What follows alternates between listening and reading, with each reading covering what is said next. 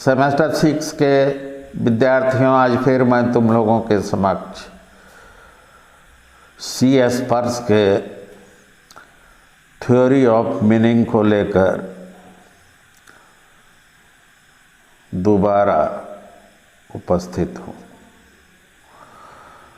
विगत क्लास में मैंने पर्स के थ्योरी ऑफ मीनिंग को विशेष रूप से उस पर मैंने अपने व्याख्यान दिया था, लेकिन थ्योरी ऑफ मीनिंग में भी हमें पर्स का ऑपरेशन या ऑपरेशनल थ्योरी ऑफ मीनिंग को जो हमारे कोर्स में है उस पर विशेष रूप में आज मैं प्रकाश डालूंगा। ये कोर्स में भी है। क्या? Operational theory of meaning, purse का संक्रियात्मक या व्यवहार मूलक अर्थ सिद्धांत। हिंदी में क्या नाम है? पर्स का संक्रियात्मक या व्यवहार मूलक अर्थ सिद्धांत। पर्स के बारे जैसा मैंने उस क्लास में बता दिया, पर्स जो थे वो यूरोप के नहीं थे, वो दार्शनिक थे अमेरिका के। तो अमेरिकन दार्शनिक जो CS पर्स थे, पहले उन्होंने मीनिंग का अर्थ से संबंधित 3 सिद्धांत प्रचलित थे। CS पर्स से पहले मीनिंग या अर्थ से संबंधित 3 ठो सिद्धांत प्रचलित थे, परंतु ये सभी अर्थ संबंधित सिद्धांत जो थे वो त्रुटि युक्त और दोषपूर्ण थे। ये तीनों सिद्धांत अर्थ का निरूपण मात्र संज्ञानात्मक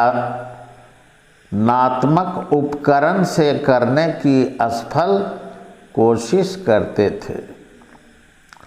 अतः पर्स ने अर्थ संबंधी एक ऐसे सिद्धांत को प्रस्तुत किया जो उस समय के प्रचलित सारे अर्थ सिद्धांत, सारे थ्योरी ऑफ मीनिंग में पूर्णतया मौलिक और सर्वथा दोष से रहित था। इसी का नाम था संक्रियात्मक या व्यवहार मूलक अर्थ सिद्धांत, operational theory of meaning. Purse का ऑपरेशनल थ्योरी ऑफ मीनिंग जो है वह यह इंडिकेट करता है कि अर्थ की जो जड़ें हैं वे वस्तुतः क्रियात्मकता एवं व्यवहार में है, अर्थात अर्थ के विश्लेषण का आधार क्रियाओं एवं व्यवहारिक कार्यों में है। इसका मतलब विचार, भाव, विश्वास, हैबिट। काढ़ा है ना, खांसी है, क्या करें, काढ़ा पीना पड़ेगा ही। तुलसी, अदरक, गोल मिर्च और गर्म पानी।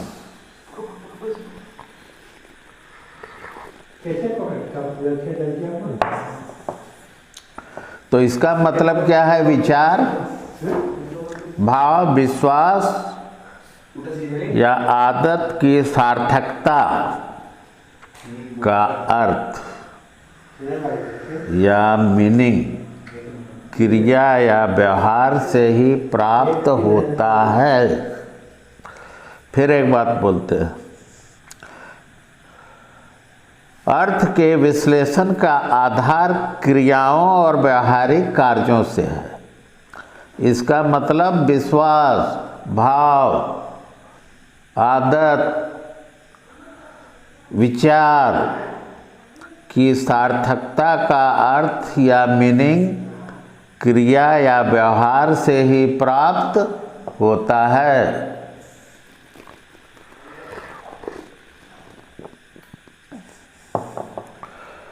ऊपर का जो ये विवेचन मैंने किया, इससे स्पष्ट हो जाता है कि जिसका हम अर्थ ढूंढते हैं वह कोई विशेष वस्तु,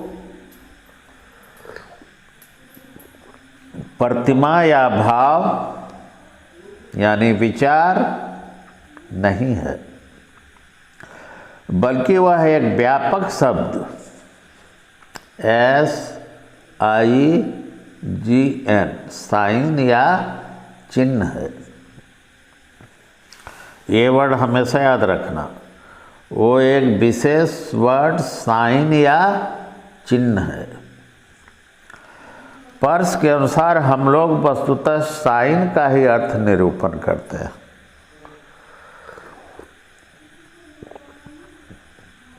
इस चिन्ह या साइन के अंदर सारे भाव, विचार, विश्वास एवं आदत चले आते हैं। यह साइन या चिन्ह अन्य चिन्हों से भिन्न एक बौद्धिक चिंतन है, एक इंटेलेक्चुअल कॉन्सेप्ट है। कौन? यह साइन या चिन्ह। तो यह साइन या चिन्ह जो है अन्य चिन्हों से भिन्न क्या है? एक बौद्धिक चिंतन, एक इंटेलेक्चुअल कॉन्सेप्ट।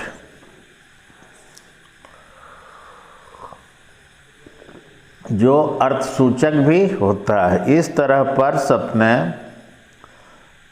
अर्थ सिद्धांत को बौद्धिक चिन्ह तक ही सीमित कर देते हैं।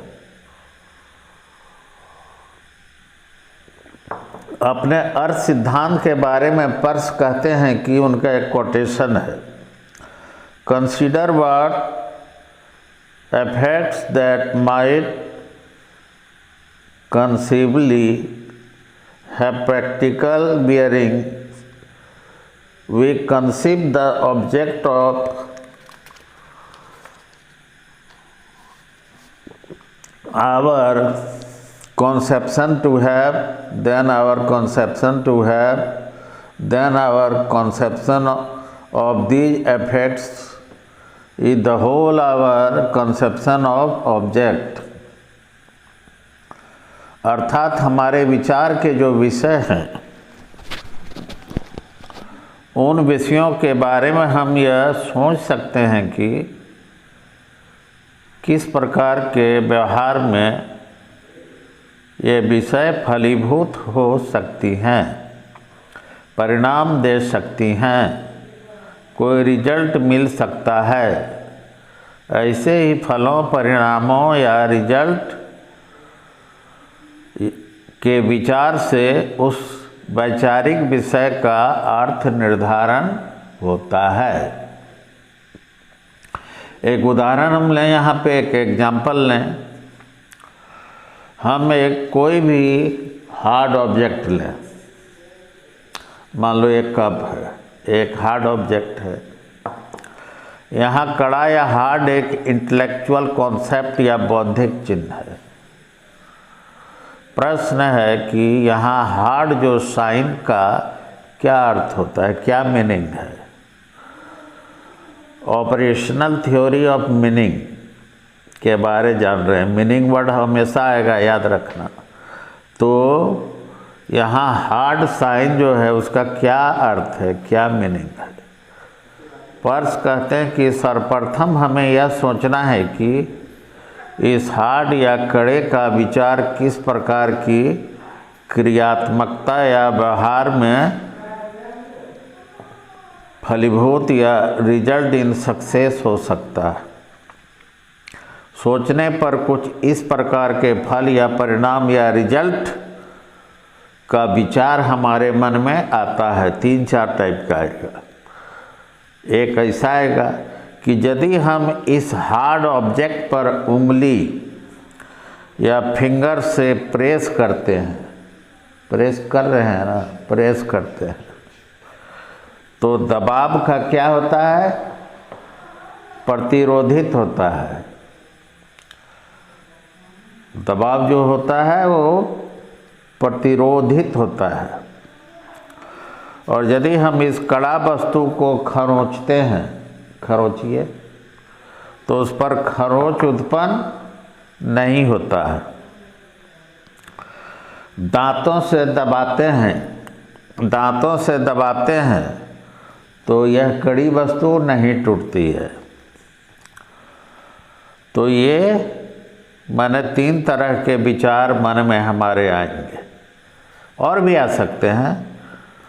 तो ये जो विचार आए, पर्स कहते हैं कि हार्ड या कड़ा का अर्थ इन्हीं 3 क्रियाओं के विचारों से निरूपित होता है।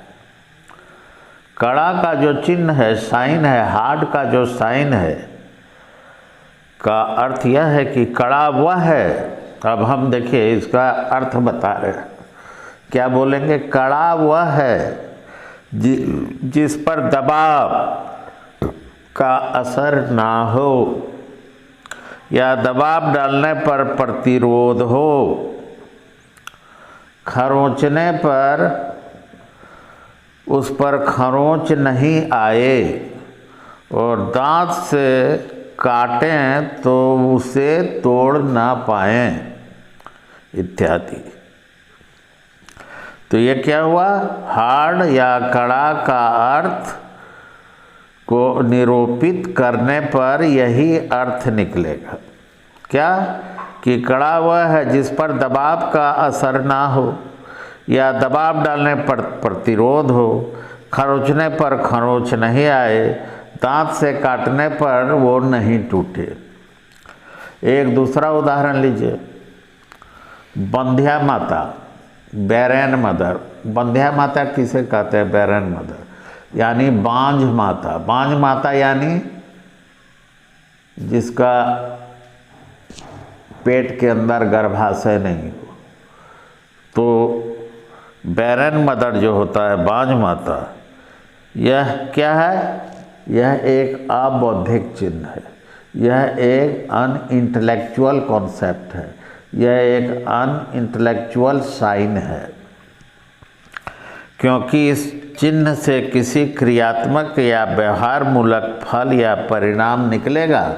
बांझ माता का बच्चा पैदा होता है नहीं ना, तो इससे कोई फल या परिणाम, व्यवहार मूलक फल या परिणाम नहीं निकलता है। यह अर्थ ही अबौद्धिक साइन है। पहला हार्ड साइन से संबंधित जो मैंने उदाहरण दिया, ये है बौद्धिक साइन, और अभी बंध्या माता वाला जो मैंने बोला, यह है अबौद्धिक साइन, अनइंटेलेक्चुअल कॉन्सेप्ट। उपरोक्त उदाहरणों से स्पष्ट हो जाता है कि पर्स के अर्थ सिद्धांत में मीनिंग का मतलब एक शब्द के लिए कुछ अन्य शब्दों का प्रयोग करना नहीं है। पर्स के अनुसार अर्थ का मतलब बोध की स्पष्टता है, क्लियरिटी ऑफ एप्रीहेंशन है। बोध स्पष्ट तभी हो सकता है जब उसके द्वारा संभावित क्रियाओं का विचार उसे स्पष्ट करे। अतः अर्थ निरूपण एक अनुवाद प्रक्रिया है। इस अर्थ निरूपण में किसी साइन या चिंतन के लिए एक वैचारिक स्थिति उत्पन्न की जाती है। फिर यह स्पष्ट हो जाता है कि एक प्रकार की क्रिया से एक प्रकार का ही फल या रिजल्ट मिलेगा। ऐसे ही फलों या परिणामों के विचार द्वारा उस चिन्ह का अर्थ स्पष्ट होता है। अर्थ निरूपण प्रक्रिया जो है उसका 4 स्तर होता है। इसे हम यहाँ पर एक एक करके जानेंगे। कुछ देर पहले भी मैंने पार्ट 1 में ये 4 प्रक्रिया के बारे बताया था एक संदर्भ में, लेकिन यहाँ ऑपरेशनल थ्योरी ऑफ मीनिंग का जो बात हो रही है उसी के तहत मैं इसे एक अलग ढंग से तुम लोगों को समझाऊंगा कि अर्थ निरूपण प्रक्रिया का 4 स्तर है। There are 4 parts of meaning formulation process. अपने अर्थ सिद्धांत को और अधिक स्पष्ट करने के लिए पर्स ने अर्थ निरूपण प्रक्रिया को 4 स्तरों में बांटा है और हमारे सामने पेश किया है। पहला स्तर क्या है? हाइपोथेटिकल पार्ट, यानी सौपाधिकता का स्तर। अर्थ निरूपण प्रक्रिया के तहत सर्वप्रथम क्या?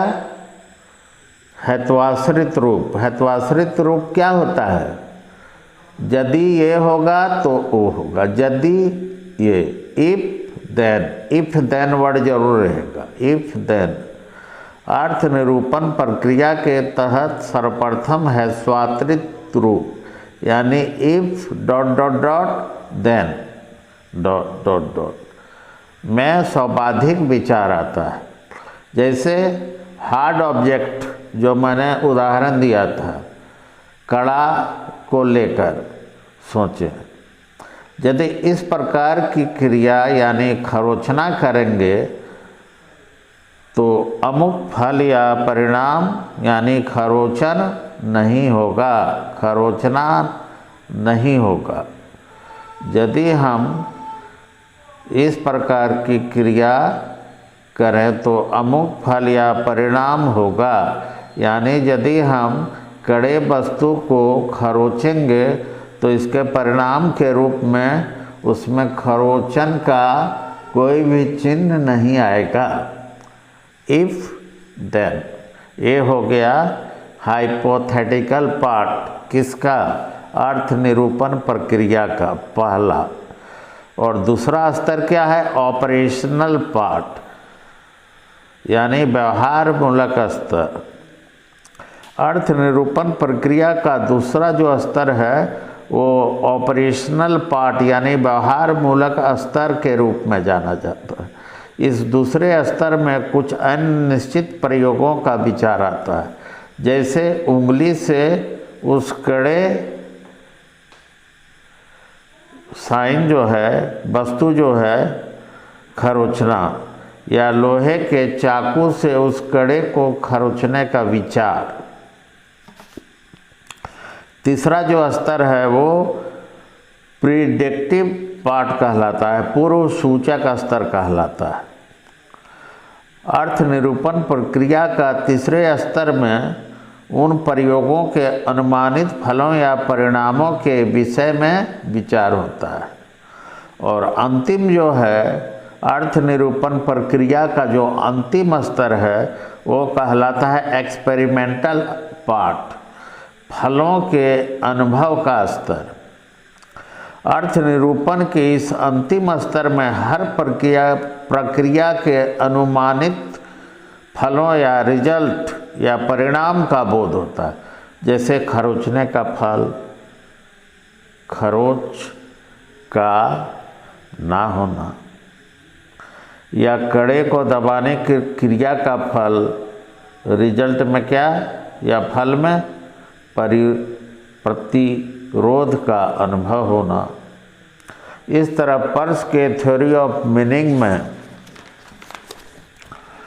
यह स्पष्ट हो जाता है कि किसी भी साइन या चिन्ह का अर्थ पूर्ण तथा अंतिम रूप से तय नहीं रहता है।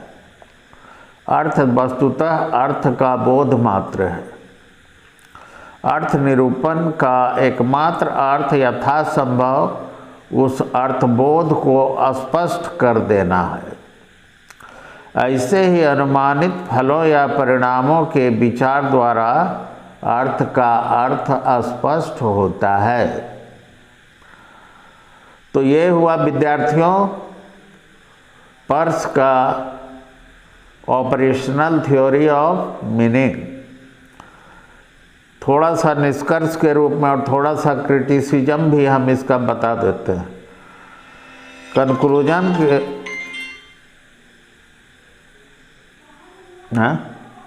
कंक्लूजन के रूप में बोलें, कंक्लूजन के रूप में हम कहेंगे कि पर्स की थ्योरी ऑफ मीनिंग में कुछ विशिष्टताएं भी हैं, जो एक एक करके 2-4 इसकी जो विशेषताएं हैं इसका जो महत्व है उससे मैं तुम विद्यार्थियों को थोड़ा परिचित करा देता हूँ।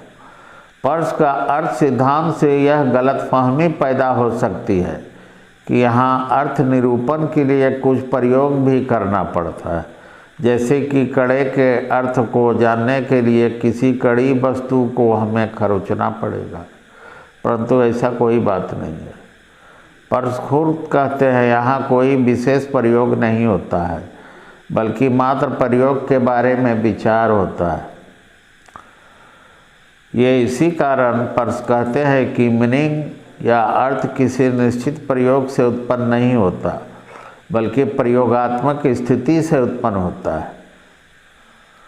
अतः कहा जा सकता है कि पर्स अर्थ के लिए क्रियाओं की बात करते हैं, तो ये क्रियाएं वास्तविक संपादित क्रियाएं नहीं, बल्कि क्रिया विचार है। अब पर्स की जो है ऑपरेशनल थ्योरी ऑफ मीनिंग, इसकी 2-4 आलोचनाओं से भी हमें परिचित हो जाना चाहिए। समकालीन पाश्चात्य दर्शन में पर्स का अर्थ सिद्धांत का तो महत्व है ही, ये उपयोगितावाद के भी जनक हैं। कौन? पर्स। फिर भी इस सिद्धांत में कुछ दोष है। पहला दोष तो हम मुख्य दोष ये मानेंगे कि पर्स के सिद्धांत की मूल अवधारणा जो है वो प्रैक्टिकल बियरिंग स्पष्ट ही नहीं है, व्यावहारिकवादिकता जो है वो स्पष्ट नहीं है। ऐसा मालूम होता है जैसे पर्स ने इसे जानबूझकर अस्पष्ट रूप में छोड़ दिया है, क्योंकि उनको इससे लाभ था। दूसरा जो आलोचना है, हम ये कह सकते हैं कि पर्स का थ्योरी ऑफ मीनिंग जो है, अर्थ सिद्धांत जो है, यह भी स्पष्ट नहीं होता है कि यह अर्थ निरूपण का ढंग देता है या अर्थपूर्णता का मापदंड देता है। यहाँ तो इन दोनों बातों का समावेश को हम देखते हैं। इस कारण से यह अर्थ सिद्धांत पूर्ण रूप से स्पष्ट नहीं माना जा सकता है। तो विद्यार्थियों, ये रहा पर्स का operational theory of meaning, purse का अर्थ सिद्धांत। तो आज का क्लास में पर्स का भी पट्टाक्षेप हो गया। 3 विचारकों को अभी तक हम लोगों ने जान लिया समकालीन पाश्चात्य दर्शन के अंतर्गत। पहला ब्रैडले का विचार, दूसरा विलियम जेम्स का विचार, और तीसरा जो है पर्स साहब का विचार। तो फिर कभी नेक्स्ट क्लास में कोई दूसरा आलेख, दूसरे विचारक या दार्शनिक के विचारों को लेकर मैं तुम लोगों के समक्ष आऊँगा। तब तक के लिए okay, bye bye, stay home, take care.